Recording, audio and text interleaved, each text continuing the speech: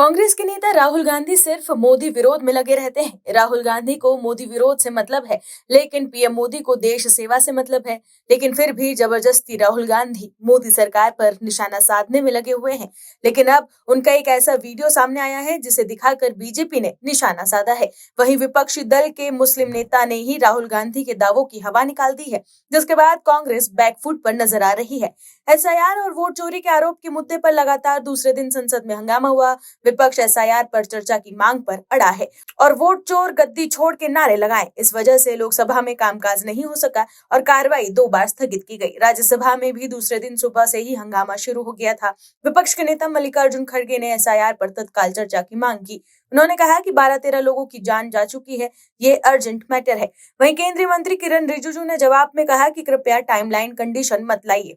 हम अलग अलग विपक्षी दलों के फ्लोर लीडर्स के साथ चर्चा कर रहे हैं, जल्द ही इस पर फैसला होगा। वहीं दूसरी तरफ राहुल गांधी को तगड़ा झटका लगा है। क्या है पूरी खबर, आइए आपको बताते हैं इस रिपोर्ट में। दर्शकों, चुनाव में हार के बाद राहुल गांधी वोट चोरी का आरोप लगाते हैं, लेकिन वोट चोरी के मुद्दे पर इंडी गठबंधन में फूट पड़ गई है। जहां एक तरफ कांग्रेस, सपा और राजद जैसी पार्टियां वोट चोरी पर मोदी सरकार को घेर रही है, वहीं दूसरी तरफ फारूक अब्दुल्ला की पार्टी इस मुद्दे पर अपने ही संगठन से अलग राय रखती है। शीतकालीन सत्र के पहले ही दिन एसआईआर और वोट चोरी के मुद्दे पर काफी हंगामा हुआ। वहीं इससे पहले राज्यसभा सांसद चौधरी मोहम्मद रमजान ने राज्यसभा में सांसद की शपथ ली। वहीं संसद में नेशनल कांग्रेस के सांसद चौधरी मोहम्मद रमजान ने कहा कि 2024 में जम्मू कश्मीर में साफ सुथरे चुनाव हुए थे। इस चुनाव के बाद एनसी की सरकार आई थी। इस सरकार में कांग्रेस के अलावा अन्य लोग भी साथ हैं। के सांसद चौधरी ने कहा कि यहाँ पर सब लोगों ने कहा कि चुनाव निष्पक्ष नहीं हो रहे, लेकिन मैं अपने राज्य की बात करना चाहता हूँ। वहां पर चुनाव निष्पक्ष और साफ सुथरे हुए थे। सांसद ने आगे ये भी कहा कि जम्मू कश्मीर के लोगों ने हमें एक मजबूत जनादेश दिया, लेकिन चुनी हुई सरकार के पास फैसले लेने का पूरा कंट्रोल नहीं है। उसके बजाय ज्यादातर शक्तियां तो केंद्र सरकार की ओर से भेजे गए उपराज्यपाल के पास है। दर्शकों, राहुल गांधी चुनाव आयोग पर सवाल उठा रहे हैं, लेकिन फारूक अब्दुल्ला के सांसद का ये बयान राहुल गांधी के नैरेटिव को झटका देने वाला है।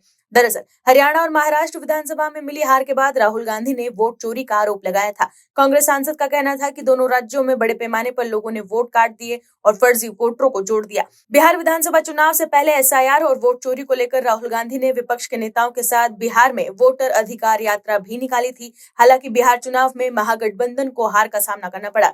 वहीं राहुल गांधी ने सोशल मीडिया पर पोस्ट कर लिखा था कि संसद भवन के बाहर आज इंडिया गठबंधन ने एसआईआर के विरोध में मजबूत प्रदर्शन किया। मोदी जी कह तो जाते हैं कि संसद भारत के लोगों का है, मगर जनता के जरूरी मुद्दों पर चर्चा से भागे रहते हैं। लोकतंत्र में मताधिकार से बड़ा जनता का मुद्दा क्या हो सकता है?